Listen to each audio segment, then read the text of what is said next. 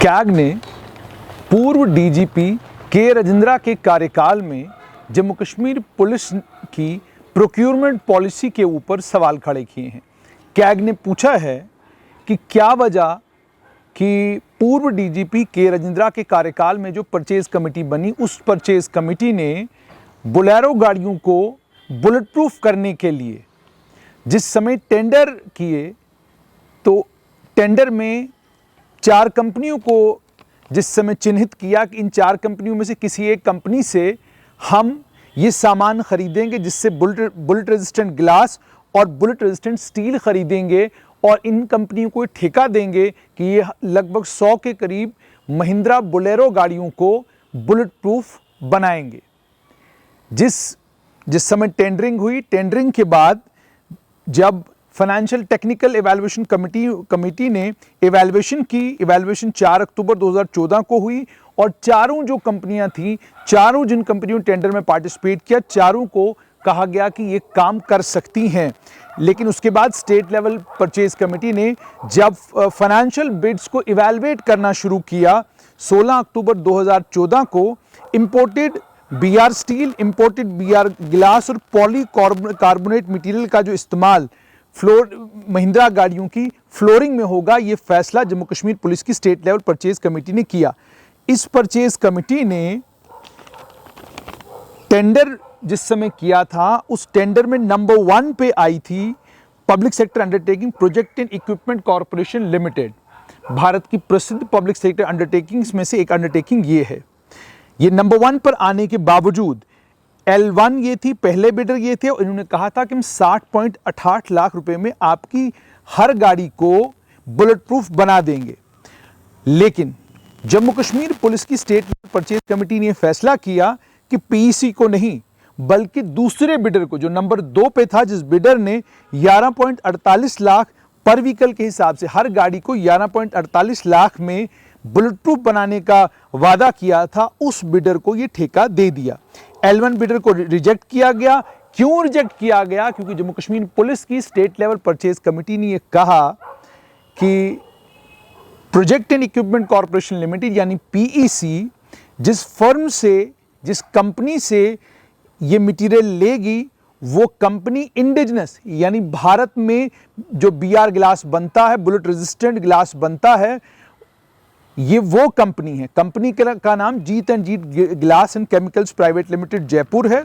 और state level purchase committee ने कहा कि उन्हें इंपोर्टेड बीआर गिलास चाहिए, उन्हें भारत में बनने वाले इंडिजिनस गिलास के ऊपर विश्वास नहीं कि गोली जब चलेगी वो गोली को रोक भी पाएगा कि नहीं। स्टेट लेवल परचेज कमेटी ने यह भी कहा कि जब उनसे कहा गया कि आपने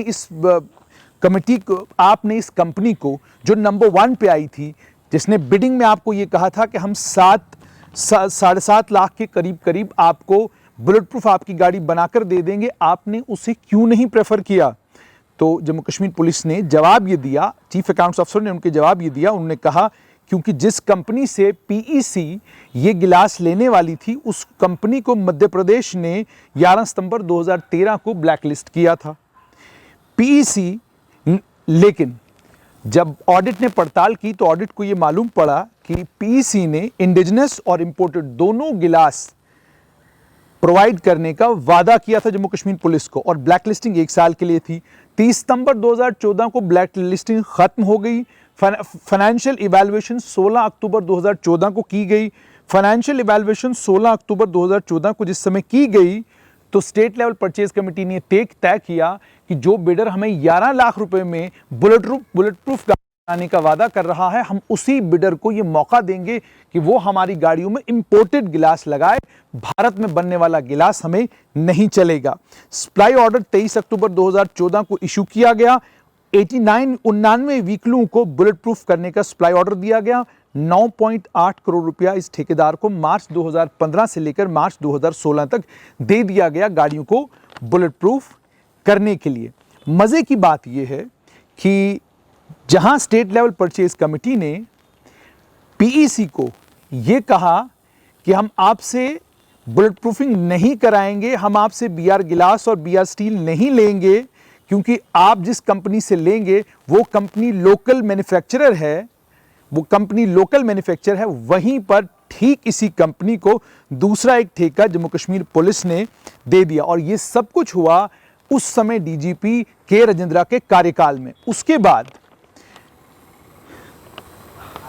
बाद जब डीजीपी डॉक्टर एसपी वैद आए, chief accounts officer police headquarter से, जब ऑडिट के समय में ये पूछा गया कि आप ये बताइए कि L1 को ठेका क्यों नहीं दिया गया, तो उन्होंने कहा डीलेमिनेशन में और बाकी डिफेक्ट्स जो बुलेट रेजिस्टेंट गिलास में बाकी डिफेक्ट्स जो हैं वो इंडिजिनस जो यानी भारत में बनने वाला जो गिलास है उसमें डिफेक्ट ज़्यादा रहते हैं, इसीलिए हमने उसको ठेका नहीं दिया गया। लेकिन इसी फर्म को इन्हीं डीजीपी साहब, डीजीपी के राजेंद्रा के कार्यकाल में जनवरी 2015 में बुलेट प्रूफ गाड़ियों को उनके बुलेट प्रूफ को ठीक करने का ठेका जो है वो जनवरी 2015 में दिया गया। और एक और मज़ेदार बात सुनिएगा कि पीईसी ने इसी पीईसी को बुलेट प्रूफिंग के लिए 22 मार्च 2017 को 22 जिप्सियों को बुलेट प्रूफिंग करने के का ठेका कॉन्ट्रैक्ट जम्मू कश्मीर पुलिस ने दिया। जम्मू कश्मीर पुलिस ने जिस समय ये ठेका दिया, कीमत थी 8.91 लाख। डीजीपी थे डॉक्टर एसपी वैद। जम्मू कश्मीर पुलिस ने कहा कि उन्होंने किसी और कंपनी की बजाय, किसी प्राइवेट कंपनी की बजाय प्रेफर किया कि वो पीईसी से, वही कंपनी जिस कंपनी को डीजीपी के राजेंद्रा के कार्यकाल में रिजेक्ट किया गया था, कहा गया था कि ये ठीक मटेरियल नहीं देते, उसी कंपनी के बारे में कहा गया कि जिस रेट पर इन्होंने जिप्सियों को फैब्रिकेट करने के लिए का कहा है वो एक तो कम है और रीजनेबल है। अब सवाल यहां पर यह है कि कैग की ऑडिट रिपोर्ट ये कहती है डीजीपी के राजेंद्रा के कार्यकाल में पीईसी को रिजेक्ट किया गया और जो दूसरा बिडर था 4 लाख जो महंगा बुलेट प्रूफिंग का सामान दे रहा था उसे प्रेफर किया गया। डीजीपी एसपी वैद आते हैं, वो अपने कार्यकाल में जिप्सियों को बुलेट प्रूफ करवाते हैं वीईसी से। सवाल यहां पर यह है आखिरकार ये टेंडर में क्या तमाशा था कि जो कंपनी के राजेंद्रा को बोलेरो में बुलेट प्रूफिंग के लिए ठीक नहीं लगी, वही कंपनी उन्हीं डीजीपी के राजेंद्रा को अपने ही कार्यकाल में जनवरी 2015 में उसी बुलेट प्रूफ को ठीक कराने के लिए ठीक लगी। और इसी कंपनी को 2017 में जम्मू कश्मीर पुलिस ने 21 जिप्सियों को बुलेट प्रूफ करने का ठेका दिया। क्या इसमें कोई गोलमाल है? सवाल यह है। क्या एंटी करप्शन ब्यूरो इसमें भी दिलचस्पी दिखाएगी और मालूम करने की कोशिश करेगी कि आखिरकार ये टेंडर में झोलमोल क्या है?